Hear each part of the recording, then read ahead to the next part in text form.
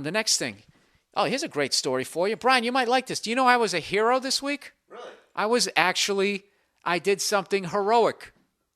I have never done anything heroic in my life. Okay? And believe me, I've walked by house fires and saw people screaming, saying, there's a ladder right there. Just put it up. And I walked away. Pretended like I didn't hear him. I'm that kind of a fucking guy. No, this is the deal. It was Sunday. And, people go to brunch on Sunday. I'm like, all right, fuck it. I'll go to brunch, right? Remember that bit? Huh? Pays $18. Is that asbestos? Is that asbestos? How did that bit go? Is that asbestos? I thought it was pesto. It's asparagus. I can't even remember.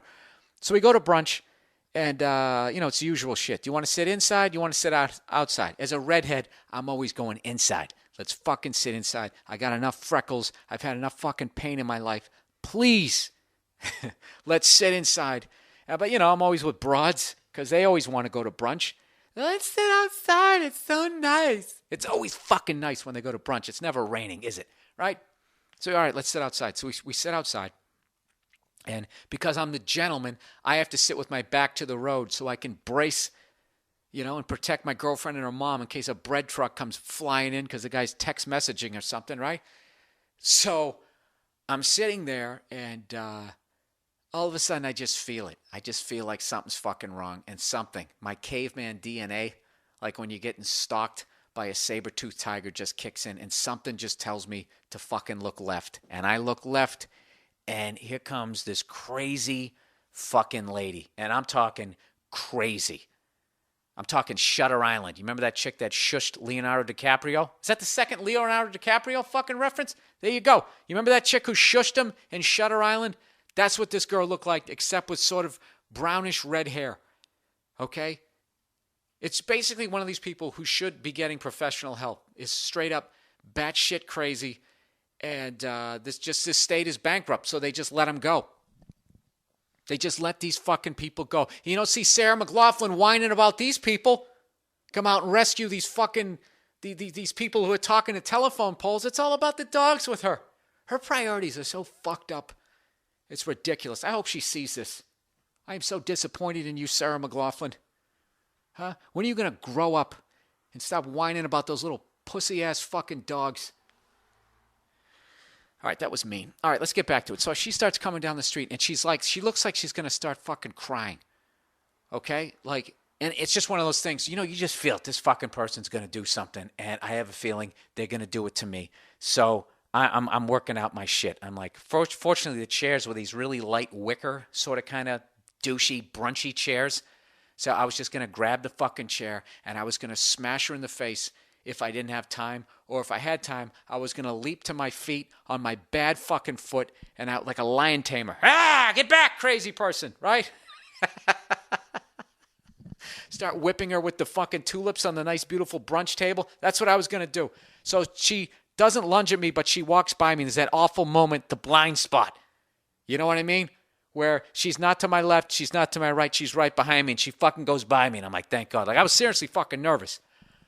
And I look left again, just to, I don't know why. I look left again, and then I see this fucking sad-looking woman slowly following the crazy person with this look on her face like she had been wronged. Next thing I fucking know, she's talking to the table next to us and talking to us, talking about how that crazy woman had just walked up to her, reached up to her sweater, and just fucking ripped... I don't know if she had a brooch. She just fucking took it off her chest and walked away with it. And I'm looking at the lady, and she has this fucking hole in her sweater where something had clearly been ripped off. And for the life of me, I don't know why.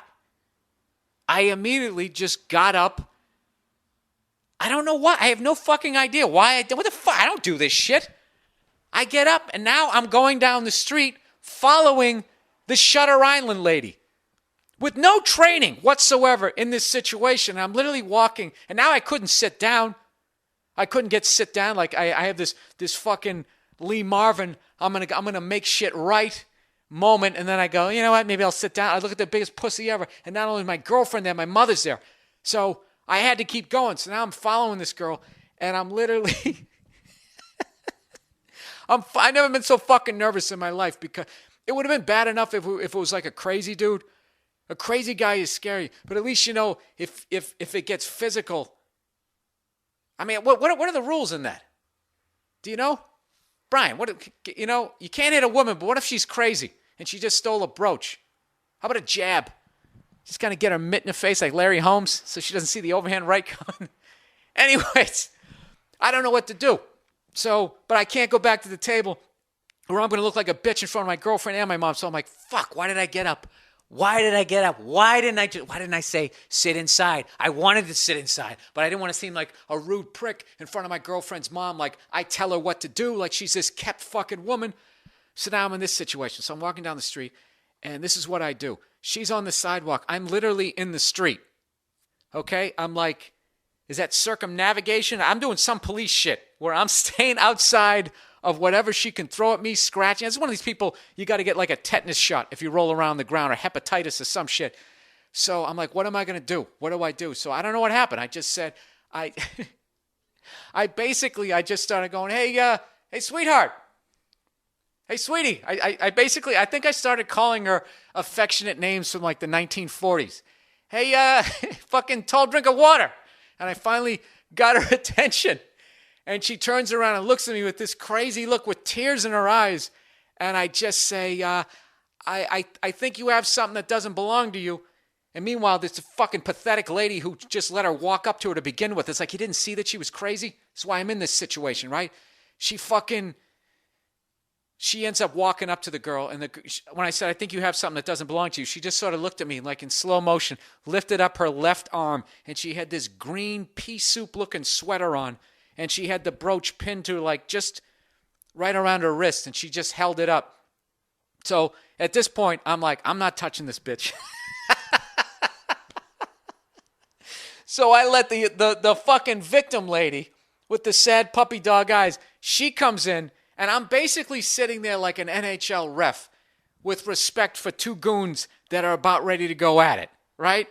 And I'm just going to jump in when I see that I can jump in to stop this fight that's going to happen without getting hit myself. And so anyways, the lady starts unpinning the brooch. And the whole time, she basically followed my lead by being nice. She just kept going, thank you, I really appreciate it. I really appreciate this. And she couldn't get the fucking thing off. It was like one of those action movies where like the clock's going down for the bomb. And I'm sitting there going, lady, in my head, I'm like, would you get that fucking brooch off this crazy bitch's arm? And I just kept looking at her right hand because I knew at some point she was either going to gouge her eye out, just do some crazy shit, right?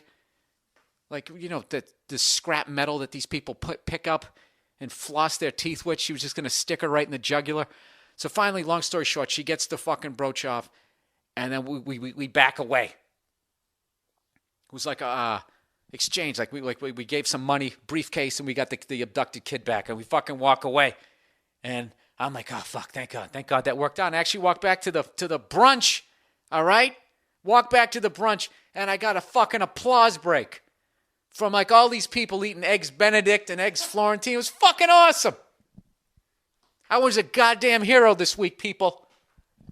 A scared, nervous fucking hero. Dude, I'm telling you, Brian, I didn't come within 7 feet of this woman.